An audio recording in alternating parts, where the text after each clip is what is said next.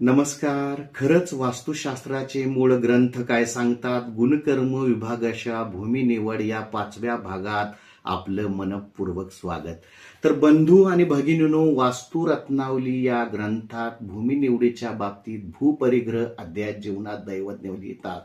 श्वेता शस्ता द्विजेंद्राणाम रक्ताम भूमिर्मही भुजाम विषाम पिताचे शूद्राणाम कृष्णान्येषाम विमिश्रिता.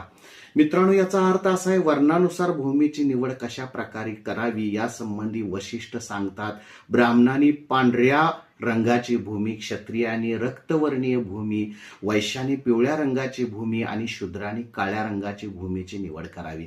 अन्य वर्गांसाठी मिश्र रंगाच्या भूमीची निवड करावी. तर मित्रांनो, येथे ब्राह्मण, क्षत्रिय, वैश्य, शूद्र याचा अर्थ चातुर्वर्ण्य पद्धतीनुसार अर्थात गुणकर्म विभागाशी असा घ्यावा. जातीशी अर्थार्थी याचा काहीही संबंध नाही. आत्ताच्या दृष्टिकोनातून विचार करायचा झाल्यास ब्राह्मण म्हणजे बौद्धिक क्षेत्रात काम करणारे, उदाहरणार्थ ज्ञानदान करणारे अध्यापक, शिक्षक, लेखक, मार्गदर्शक. क्षत्रिय म्हणजे बलोपासना करणारे, अर्थात धाडस, शौर्य, ताकदीचे काम करणारे, उदाहरणार्थ पोलीस, पैलवान, मिलिटरीमध्ये काम करणारे इत्यादी. वैश्य म्हणजे उत्तम व्यापार करणारे, किराणा दुकानदार, सर्व प्रकारचे व्यवसाय करणारे, स्टॉक मार्केटिंग इत्यादी. आणि शूद्र म्हणजे मित्रांनो श्रमजीवी वर्ग, कष्टाचे काम करणारे, उदाहरणार्थ शेतमजूर, मजुरी करणारे, सर्व कामगार, नोकरदार इत्यादी.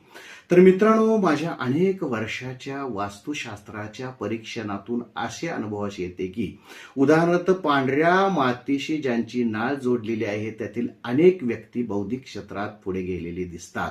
उदाहरणार्थ साहित्यिक, शिक्षक, अध्यापक इत्यादी. त्याचबरोबर लाल मातीशी अर्थात ज्यांचा संबंध आलेला आहे ते बलोपासना क्षेत्रात पुढे गेलेले दिसतात. उदाहरणार्थ कुस्ती आखाड्यातील पैलवान, मिलिटरी, पोलीस अधिकारी इत्यादी. ज्यांचा पिवळ्या मातीशी संबंध आलेला दिसतो ते अनेक जण व्यापार क्षेत्रामध्ये पुढे आलेले दिसतात. उदाहरणार्थ वाळवंटी प्रदेश, कच्छ, उत्तर व पश्चिम गुजरात मधील भागातील अनेक व्यापारी वर्ग. आणि ज्यांचा काळ्या मातीशी संबंध आलेला दिसतो, उदाहरणार्थ श्रमजीवी क्षेत्रात पुढे आलेले, उदाहरणार्थ कष्ट करणारे शेतकरी, शेतमजूर, मोलमजुरी करणारे कामगार वर्ग इत्यादी. वरील श्लोकाचा विचार करता आपल्या ऋषीमुनींनी गुणकर्मानुसार भूमीची निवड करताना ती व्यक्ती कोणतं काम करते आहे यासाठी कोणती भूमी फायदेशीर ठरेल, त्याचबरोबर ते काम करताना त्यांचं काम सुसह्य कसं होईल आणि राहत्या घरामध्ये सुख, समाधान, शांती, आनंद, वैभव नांदावे यासाठी भूमीची निवड करताना मातीचा रंग याचा किती मोठा विचार केलेला दिसतो. यावरून राहत्या भूमीतच खरं विज्ञान दडलेलं आहे असं मला वाटतं.